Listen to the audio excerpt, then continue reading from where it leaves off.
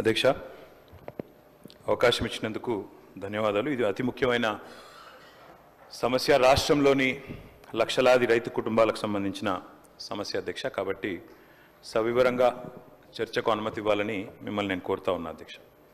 ఎందుకంటే ఇవాళ ఈ రైతు బంధు పథకం కేసీఆర్ గారు ప్రవేశపెట్టిన తర్వాత ఇప్పుడే గౌరవ మంత్రి గారు చెప్పారు అధ్యక్ష. మంత్రి గారు కూడా స్వయంగా రైతు, మాకు ఆత్మీయ మిత్రులు. వారు స్వయంగా వారి గ్రామంలో కూడా వ్యవసాయం చేసే రైతు. కాబట్టి ఇంత ముఖ్యమైన సమస్యకు సంబంధించి మరి సావధానంగా దయచేసి వినాలని, సాకల్యంగా మాకు చెప్పాలని గౌరవ మంత్రి గారిని, ప్రభుత్వాన్ని నేను కోరుతా ఉన్నా అధ్యక్ష. మేము ఏదైనా నిర్మాణాత్మక సూచనలు చేసినా, మేము కొద్దిగా విమర్శనాత్మకంగా మాట్లాడినా అది రైతులను వారి ప్రయోజనాలను కాపాడడానికే తప్ప మీ మీద దుమ్మెత్తిపోయడానికో ఇంకోటో కాదు. దయచేసి మంత్రి గారు సద్విమర్శగానే తీసుకోండి, నిర్మాణాత్మకంగా తీసుకోండి. ఇంకా ఎన్నికలకు 4 ఏళ్ల సమయం ఉంది కాబట్టి ఇప్పటికిప్పుడు మనం ఇక్కడ బల ప్రదర్శన చేసి కూడా లాభం లేదనే మాట కూడా వారికి చెబుతూ అధ్యక్ష, ఇవాళ ముందుగా నేను మంత్రి గారికి ఒక విషయంలో వారు చెప్పినందుకు, ఒక వాస్తవం చెప్పినందుకు వారిని అభినందిస్తా ఉన్నా అధ్యక్ష. గత ప్రభుత్వం ఈ పథకాన్ని ప్రారంభించింది. 72,000 కోట్ల పైచిలకు, దాదాపు 73,000 కోట్ల రూపాయలు గత ప్రభుత్వం నుంచి మరి రైతుల ఖాతాల్లో జమ అయినాయి. అదే మాదిరిగా మరి మేము మా ప్రభుత్వం వచ్చిన తర్వాత ఒక దఫా మాత్రమే డబ్బులు ఇచ్చాము, 7,600 కోట్లు 2 పంటలకు గాను ఒకసారి ఇచ్చాము, వానాకాలం ఇవ్వలేదు అని చెబుతూ ఎట్లా మొత్తం 80,000 కోట్లు ఎట్లా ఇచ్చామని చెప్పారు. అందులోనే గౌరవ మంత్రి గారు ఒక మాట ఇక్కడ చెప్పారు అధ్యక్ష, ఏదో దుర్వినియోగం జరిగిపోయింది, 21,283 కోట్ల దుర్వినియోగం జరిగింది అన్నట్టుగా వారు ఒక ఖాతా ఇచ్చారు. దయచేసి మంత్రి గారు నేను కోరుతా ఉన్నా, మీరిచ్చిన 2వ పేజీ దయచేసి ఒకసారి చూడండి. అందులో మీరిచ్చిన దానిలోనే ఏం రాశారు అధ్యక్ష? 2 పంటకాల్లో మొత్తం రెండు పంటకాలంలో సాగైన మొత్తం విస్తీర్ణం 19-20కి 141 లక్షల ఎకరాలు, 20-21కి 204 లక్షల ఎకరాలు. అంటే మీరు గమనిస్తే అధ్యక్ష, సాగు చేసినా చేయకపోయినా డబ్బులు, రైతు బంధు డబ్బులు ఇవ్వడం వల్లనే 141 లక్షల ఎకరాల నుంచి 204 లక్షల ఎకరాలకు పెరిగింది. ఆ తర్వాత 212 లక్షల ఎకరాలకు పెరిగింది. ఆ తర్వాత మళ్ళీ 206, అంటే 2,06,00,000 ఎకరాలకు పెరగడానికి కారణం గౌరవ మంత్రి గారు, మేము సాగు విస్తీర్ణం పెరగాలన్న ఉద్దేశంతో ఇచ్చినాం కాబట్టే విస్తీర్ణం పెరిగింది అన్నమాట దయచేసి మీరిచ్చిన లెక్కల్లోనే ఉన్నది. అట్లాగే మంత్రి గారు మరి ఒక 2-3 విషయాలు చెప్పాలి. మీరు మాట్లాడిన తర్వాత మీ ఇష్టం అని చెప్పండి సార్. మంత్రి గారు ఒక 3 విషయాలు చెప్పాలి సార్. నేను అంటే ముందుగా ఈ ప్రశ్నలు అడిగి తర్వాత మిగతా సబ్జెక్టులోకి పోతాను సార్. ఎందుకంటే వారు ఇచ్చిన నోట్ ఇప్పుడే అందింది మాకు. ఇప్పుడే అందిన నోట్లో మాకు లేవనెత్తిన, మాకున్న సందేహాలు, మాకున్న అనుమానాలు ముందుగా చెప్పి మంత్రి గారు ROFR గురించి ప్రస్తావించింది అధ్యక్ష. గౌరవ పెద్దలు తెలంగాణ తొలి ముఖ్యమంత్రి కేసీఆర్ గారి నాయకత్వంలో ఆనాడు ROFR చట్టం కింద 4.5 లక్షల మంది గిరిజన బిడ్డలకు పోడు పట్టాలిచ్చిన ఘనత బీఆర్ఎస్ ప్రభుత్వాన్ని, ఘనత కేసీఆర్ గారి నాయకత్వం అధ్యక్ష. ROFR కింద ఇచ్చే పోడు పట్టాల విషయంలో ఇక్కడ చాలా మంది గిరిజన శాసనసభ్యులు కూడా ఉన్నారు అధ్యక్ష. చాలా మంది గిరిజన ప్రజలుండే నియోజకవర్గాల నుంచి వచ్చిన మిత్రులు, శాసనసభ్యులు కూడా ఉన్నారు. ఈ ROFR పట్టాలు గిరిజనుల చేతులు ఏవైతే ఉంటాయో అధ్యక్ష, అక్కడ కనా కష్టం మీద ఒక పంట మాత్రమే సాగు చేసే అవకాశం ఉంటుంది. ఎందుకంటే అక్కడ కాలువలు ఉండొచ్చు, ఉండకపోవచ్చు, అక్కడ ఇతర సమస్యలు ఉండొచ్చు, మేజర్ కాలువలు ఉండకపోవచ్చు. కాబట్టి కష్టం మీద అక్కడ పండేది ఒక పంట, అది కూడా చాలా కష్టంతో వాళ్ళు చేసుకుంటారు. దాదాపు 6-7 నెలలు తనలాడతారు. అక్కడ పండేదే ఒక పంట. అంటే ఇప్పుడు మంత్రి గారు చెప్పిన లెక్క ప్రకారం ఈ గిరిజన బిడ్డలు ఎవరైతే మేము గతంలో పోడు భూముల పట్టాలు ఇచ్చినామో, ఎవరికైతే మేము 4.5 లక్షల ఎకరాలు పట్టా ఇచ్చినామో వారికి మరి ఈ 2వ విడత వారు రైతు బంధు ఇవ్వరా? మంత్రి గారు దయచేసి తప్పకుండా గిరిజనుల తరపున అడుగుతా ఉన్నాం, సమాధానం చెప్పాలి. అదేవిధంగా అధ్యక్ష, మంత్రి గారికి తెలుసు వారు స్వయంగా రైతు.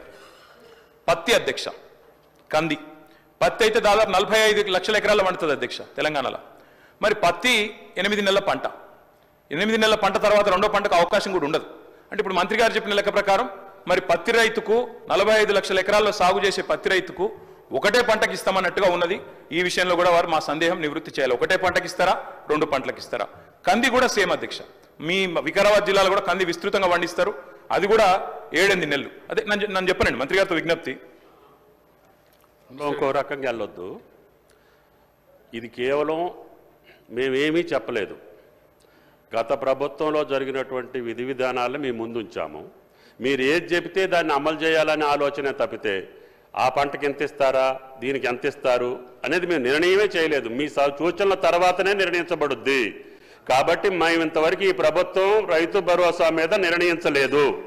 కాబట్టి మా నిర్ణయాలు అందులో ఏమీ లేవు కాబట్టి మా మీద దేన్ని కూడా మీరు రుద్దొద్దు అని చెప్పి గౌరవ సభ్యులకి మనం చేస్తాం. ఏం చేయాలో, ఎట్లా చేయాలో, పత్తికి ఏం చేయాలో, చెరుకు ఏం చేయాలో మీరు చెప్పండి. దాని ప్రకారంగా ప్రభుత్వం భవిష్యత్తులో నిర్ణయిస్తుందని చెప్తున్నాం. అధ్యక్ష, ఒకవేళ కోసే ప్రయత్నమే లేకపోతే అటు రైతు బంధు పథకానికి కోతలు పెట్టే ఉద్దేశం లేకపోతే వారు పీఎం కిసాన్ గురించి చెప్పరు అధ్యక్ష. పీఎం కిసాన్ లెక్కలు నా దగ్గర ఉన్నాయి. పీఎం కిసానే ప్రామాణికంగా తీసుకుంటే అధ్యక్ష దాదాపు 25% మంది రైతులకే వస్తుంది తెలంగాణలో. ఇప్పుడు వస్తున్న రైతుల్లో 25% మందికి వర్తిస్తుంది ఒకవేళ పీఎం కిసాన్ మార్గదర్శకమే మీకు మార్గదర్శకం అయితే. మంత్రి గారి స్టేట్మెంట్లోనే పీఎం కిసాన్ గురించి చెప్పినారు కాబట్టి పీఎం కిసాన్ అనేది చెప్పాము. ఇవ్వమంటే ఇస్తాం, ఇవ్వమంటే ఇస్తాం, ఇవ్వమంటారా వద్దంటారా మీ ఇష్టం అంటున్నా. మేము అది కోత ఇస్తాము, కోతలు విధిస్తామని మేము అందుట్లో చెప్పామా? మరి మాకు అర్థం కాదు ఏంటంటే యథాతథంగా ఉన్నదున్నట్టు ఇచ్చినందుకు చర్చ ఎందుకు సార్? మరి యథాతథంగా రైతు బంధు ఉన్నదున్నట్టు ఇస్తే యథాతథంగా ఉన్నదున్నట్టు ఇస్తాం, మేము కోతలు పెట్టాము అనుకుంటే చర్చ ఎందుకు? ఇంకా యథాతథంగా ఇవ్వచ్చు, 15,000 ఇవ్వచ్చు. ప్రజాభిప్రాయం ప్రకారంగా, మీ అభిప్రాయం ప్రకారంగా విధి విధానాలు నిర్ణయించబడతాయి. మీరు యథావిధిగా ఇవ్వమని చెప్తే చెప్పండి, మేము అభ్యంతరం చెప్పట్లేదు. అధ్యక్ష, ఇంకొక 2 అనుమానాలు మంత్రి గారి స్టేట్మెంట్ నుంచి ముందు అవి చెప్తాను అధ్యక్ష, తర్వాత నా సబ్జెక్టులోకి వస్తా అధ్యక్ష. అధ్యక్ష, వారు చెప్పారు పత్తి 8 నెలల పంట, కంది 8 నెలల పంట, మరొక పంటకి ఇస్తారా, 2 పంటలకు ఇస్తారా? మంత్రి గారు తమ సమాధానంలో ప్రభుత్వ విధానం ఏందో చెప్పాలి. ఆర్ఓఎఫ్ఆర్ అంటే అల్టిమేట్గా మరి చర్చ జరిగిన తర్వాత ప్రభుత్వం నిర్ణయం చెప్పాలి కదా, లేకపోతే ఎందుకు చర్చ? చర్చ జరిగిన తర్వాత ప్రభుత్వం నిర్ణయం చెప్పకపోతే ఎందుకు అధ్యక్ష చర్చ? మరి ఊరికే మనం టైంపాస్కి అయితే చర్చ చేయం కదా. దయచేసి మంత్రి గారు నేను కోరేది, అదేవిధంగా మంత్రి గారు స్వయంగా ఖమ్మం జిల్లా, ఇప్పుడు కొత్తగూడెం భద్రాద్రి జిల్లాలో వారి సొంత ఊరు ఉంటుంది అధ్యక్ష. అక్కడ పామాయిల్ పంటను విపరీతంగా మనం గత ప్రభుత్వం కూడా ప్రోత్సహించింది. మరి పామాయిల్ కానీ, మామిడి తోటలు కానీ, హార్టికల్చర్ కానీ వారికి మీరు రేపు రైతు భరోసా ఇస్తారా? హార్టికల్చర్ రైతులకు ఇవ్వరా? పామాయిల్ వేసిన రైతుకి అసలు మీరు ఇంటర్ క్రాపింగ్ చేయకపోతే రైతు బంధు ఇవ్వరా? ఇంకా హైదరాబాద్ చుట్టుపక్కల ప్రాంతాల్లో అధ్యక్ష, రంగారెడ్డి జిల్లా కానీ, వికారాబాద్ జిల్లా కానీ, ఈ ప్రాంతంలో 3 పంటలు తీసే రైతులు కూడా ఉన్నారు అధ్యక్ష. ఇప్పుడు మరి మంత్రి గారు చెప్తున్నారు 2 పంటలకు సాగులు చేసిన వాళ్ళకి ఇస్తామంటున్నారు. మరి రేపు 3 పంటలు సాగు చేస్తే 3 పంటలకు ఇస్తారా? ఎందుకంటే రైతులు కూడా తెలివైన వాళ్ళు అధ్యక్ష. దబ్బన సాగు చేస్తేనే ఇస్తాం, మేము పంటలు వేస్తేనే ఇస్తాం అంటే 3 పంటలు ఇస్తానికి కూడా రైతులు సిద్ధంగా ఉన్నారు, ఇప్పటికే చేస్తున్నారు. ముఖ్యమంత్రి గారు కూడా గతంలో ఆనాడు ప్రతిపక్ష నాయకుడిగా 2 పంటలకు ఎందుకు ఇస్తారు, 3వ పంటకు ఎందుకు ఇయ్యారు, బరాబర్ ఇయ్యాల్సిందే అని కూడా మాట్లాడినారు. కాబట్టి అది కూడా పరిగణలోకి తీసుకోవాలి అధ్యక్ష. ఇక మా సోదరుడు నాకు ఆప్తుడు అధ్యక్ష, మా పెద్దపల్లి ఎమ్మెల్యే విజయరమణారావు, 2009లో ఇద్దరు మొదటిసారి ఎమ్మెల్యేలు. ఇప్పుడు ఆయన మాటలు వింటేనైతే నాకు నవ్వాలని ఏడవాలని తెలియలేదు అధ్యక్ష. ఎందుకంటే గతంలో మేము ఏదో మొత్తం నాశనం చేసిపోయినాం, అసలు మేము ఇంకా ప్రభుత్వంలో ఉన్నప్పుడు వర్షాలు ఇవ్వడలే. మరి మేము ప్రభుత్వంలో ఉన్నప్పుడు వర్షాలు ఇవ్వకపోతే వ్యవసాయ దిగుబడి ఎట్లా పెరిగింది అధ్యక్ష? వ్యవసాయ విస్తీర్ణం ఎట్లా పెరిగింది అధ్యక్ష? అధ్యక్ష, ఇంకా గమ్మత్తు, విచిత్రమైన విషయం, నేను కావాలంటే ఇప్పుడే నాకు స్పీచ్ కూడా ఉంది, రేవంత్ రెడ్డి గారు ఇక్కడ కూర్చొని ఇచ్చిన స్పీచ్ అధ్యక్ష. ఆనాడు కాంగ్రెస్ ప్రభుత్వ హయాంలో రైతుల పరిస్థితి ఏంది, కరెంటు పరిస్థితి ఏంది, నీళ్ల పరిస్థితి ఏందని రేవంత్ రెడ్డి గారు ఇక్కడ నించొని ఇచ్చిన స్పీచ్ అధ్యక్ష. వారి తండ్రి గారు చనిపోతే నెత్తి మీద నీళ్లు చల్లుకుందామంటే కూడా కరెంటు లేదు, మా బోరు పనిచేస్తలేదని చెప్పి స్వయంగా ముఖ్యమంత్రి రేవంత్ రెడ్డి గారు ఇక్కడ నుంచి చెప్పిన మాట ఆనాటి కాంగ్రెస్ ప్రభుత్వ పాలనకు, ఆనాటి కాంగ్రెస్ ప్రభుత్వ పరిపాలనలో రైతుల దుస్థితికి నిదర్శనం అనే మాట నేను మీకు గుర్తు చేస్తా ఉన్నా అధ్యక్ష. నేను ఇక దాన్ని మళ్ళీ చదివితే మళ్ళీ కాంట్రవర్సీ చేస్తారు, ఇంకోటి అంటారు అధ్యక్ష. అధ్యక్ష, వాస్తవం తెలంగాణ రాష్ట్రం ఏర్పడ్డది 2014లో. 14కు ముందు నేను ఒక్కరిని నిందిస్తలేను అధ్యక్ష. ఆనాడు ఒక వెంకటరెడ్డి గారినో లేదా ఇంకోరినో నేను నిందించట్లేదు, కేవలం ఆనాటి పరిస్థితులు మాత్రం చెప్పే ప్రయత్నం చేస్తా ఉన్నా అధ్యక్ష. ఉమ్మడి రాష్ట్రంలో ఎద్దు ఏడ్చింది, తప్పకుండా వ్యవసాయము ఏడ్చింది. ఎద్దు ఏడ్చిన వ్యవసాయం బాగుండదంటారు. నిజంగా కూడా ఆనాడు చాలా దారుణమైన పరిస్థితి ఉండేది అధ్యక్ష. సాగు సంక్షోభంలో మునిగింది, అన్నదాత వెన్ను విరిగిన మాట వాస్తవం. దానికి నా దగ్గర లెక్కలతో సహా, ఎన్సీఆర్బీ లెక్కలతో సహా ఉన్నాయి అధ్యక్ష. ఆ రోజు భారతదేశంలో జరిగే రైతు ఆత్మహత్యల్లో ఆనాడు తెలంగాణ ప్రాంతం, అదేవిధంగా మహారాష్ట్రలోని విదర్భ, ఈ 2 ప్రాంతాలే టాప్ అధ్యక్ష. తెలంగాణ ఏర్పడ్డ నాడు భారతదేశంలో రైతు ఆత్మహత్యల్లో 11.1% ఆత్మహత్యలు మన రాష్ట్రం నుంచి, ఈ ప్రాంతం నుంచి జరిగేది అధ్యక్ష.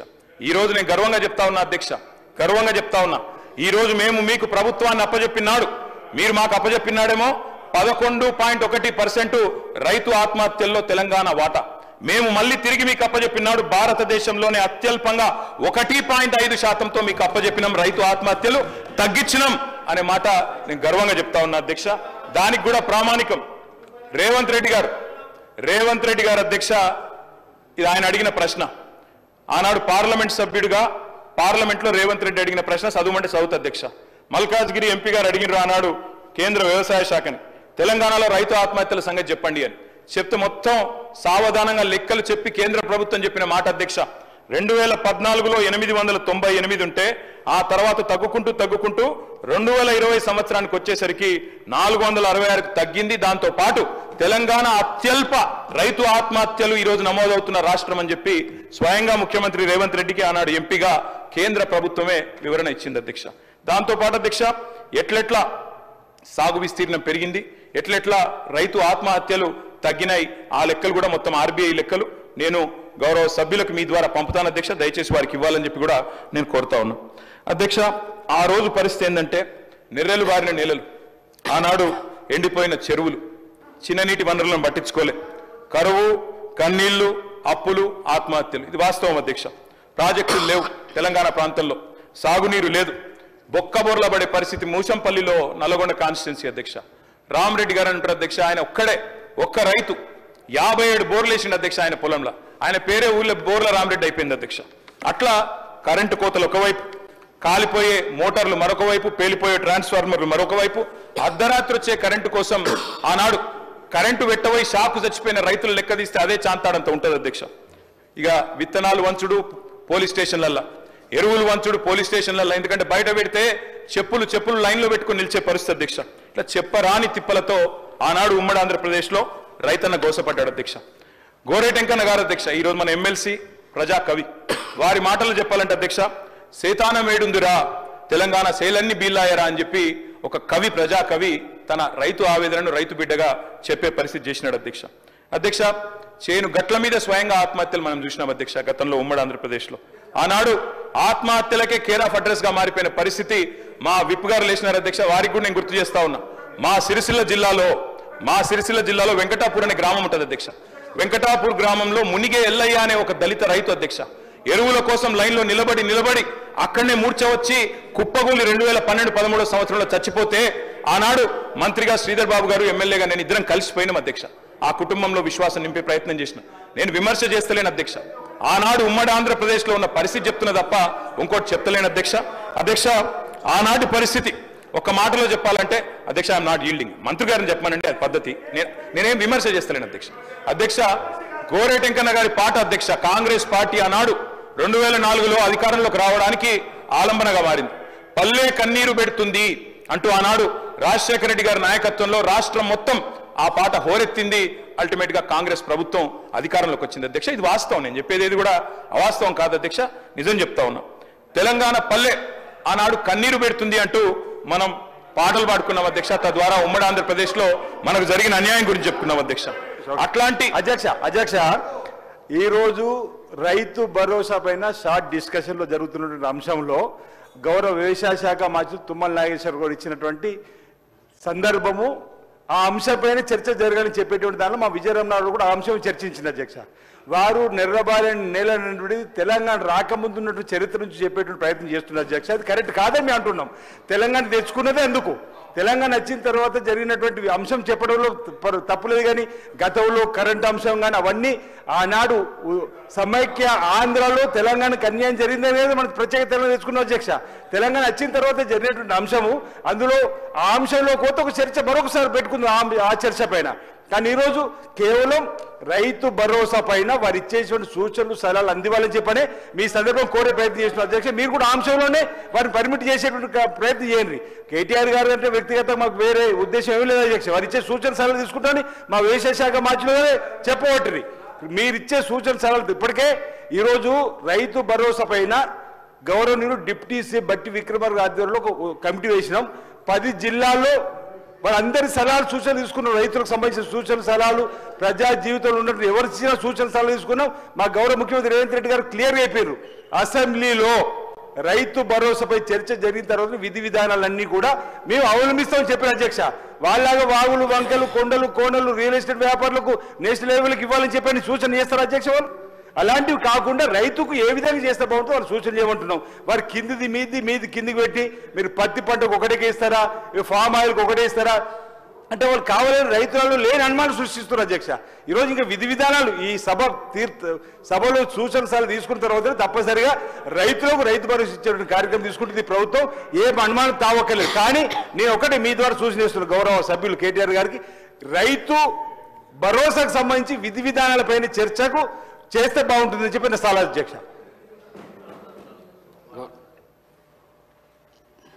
అధ్యక్ష, సభ సజావుగా జరగాలనేటువంటిది మీ ఉద్దేశం. కోఆపరేట్ చేయమని మాకు అడుగుతుండ్రు, మేము కూడా కోఆపరేట్ చేస్తున్నాం. ఈరోజు షార్ట్ డిస్కషన్ పెట్టింది రైతు భరోసా విషయంలో మంత్రి గారు స్పష్టంగా చెప్పారు. మరి గౌరవ కాంగ్రెస్ శాసనసభ్యులు మాట్లాడినప్పుడు విపు గారు ఇక్కడే ఉన్నారు. అంటే వారు చెప్పింది ఖాళీ రైతు భరోసా మీద సూచన చేసిండ. రైతు భరోసా అన్నప్పుడు ఈ రాష్ట్రానికి సంబంధించినటువంటి గత ప్రభుత్వంలో చేసినటువంటి రైతు బంధు విషయంలో కానివ్వండి, మనకున్నటువంటి సమైక్య ఆంధ్రప్రదేశ్ రాష్ట్రంలో జరిగినటువంటి పరిణామాలు, ఆ తర్వాత 2014 నుంచి ఇప్పటి వరకు జరిగినటువంటి అంశాలు కూడా లింక్ అయి ఉంటాయి అధ్యక్ష. అంతేగాని 2 నిమిషాలలో మీరు ఇది చెప్పాలనేటువంటి పద్ధతిలో మీరు చెప్పడం కరెక్ట్ కాదు. రెండోది, నా రిక్వెస్ట్ అని ఏంటంటే, స్పీకర్ గారు పర్మిషన్ ఇచ్చినప్పుడు గౌరవ శాసనసభ్యులు మాట్లాడిన తర్వాత మా శాసనసభ్యులు కేటీఆర్ గారు మాట్లాడుతున్నప్పుడు మీరు కొద్దిగా వినే ఓపికతో వింటే సభ సజావుగా జరుగుతుంది. మళ్ళీ మీరు అడుగుతారు, మేము అడుగుతాము, అనవసరంగా లేనిపోని కాంట్రవర్సీ అవసరం లేదు కదా. రాష్ట్రంలో రైతాంగం ఇబ్బంది పడుతున్నారు. మా కోసం ఈ రైతు భరోసా ద్వారా మేలు జరుగుతుందన్నటువంటి ఆలోచనతోని మీరు ఇచ్చినటువంటి హామీని దృష్టిలో ఉంచుకొని వాళ్ళు వెయిట్ చేస్తున్నారు ఏం మాట్లాడతారని. మళ్ళీ అనవసరంగా మధ్యలో మీరు మాట్లాడి మేము మాట్లాడి లేనిపోని కాంట్రవర్సీ చేసుకొని సబ్జెక్టు పక్కదారి పడితే దయచేసి దీన్ని పరిగణలోకి మీరు తీసుకోవాలని చెప్పి నేను రిక్వెస్ట్ చేస్తున్నా అధ్యక్ష. కేటీఆర్ గారు. అధ్యక్ష, 75 ఏళ్ల స్వాతంత్ర భారత చరిత్రలో రైతుకు పెట్టుబడి వ్యవసాయానికి ఇచ్చిన మొట్టమొదటి ప్రభుత్వం తెలంగాణ ప్రభుత్వం, మొట్టమొదటి నాయకుడు కేసీఆర్. అయితే 72,000 కోట్ల రూపాయలు రైతుల ఖాతాల్లో నేరుగా జమ చేయడానికి ప్రేరణ అయింది. అసలు ఆ పథకం ఎందుకు తేవాల్సి వచ్చింది అది చెప్పకపోతే, ఆనాటి పరిస్థితులు ఆకలింపు చేసుకోకపోతే, బ్యాక్గ్రౌండ్ అర్థం కాకపోతే, పథకం ఎందుకు ప్రారంభించాల్సి వచ్చిందో దాని నేపథ్యం తెలియకపోతే మనం ఏం మాట్లాడతాం అధ్యక్ష. ఇంకోటి నేను వారిని కోరుతా ఉన్నా అధ్యక్ష, నీతులు మాకే కాదు కదా చెప్పాలి. విప్ గారు మీరు మీ సభ్యులకు కూడా చెప్పాలి. మరి మేము వడ్లే కొనలేదట, మేము కొననేయలేదు, వ్యవసాయమే జరగలేదు, పద్ధతి కాదు. దయచేసి మీరు మీ సభ్యుల దిక్కు చూసుకొని వాళ్ళతో నేర్పించి ట్రైనింగ్ ఇచ్చారు అధ్యక్ష 2 రోజులు. మరి వాళ్ళకి ట్రైనింగ్ చక్కగా ఇచ్చింటే బాగుండేది కదా అధ్యక్ష.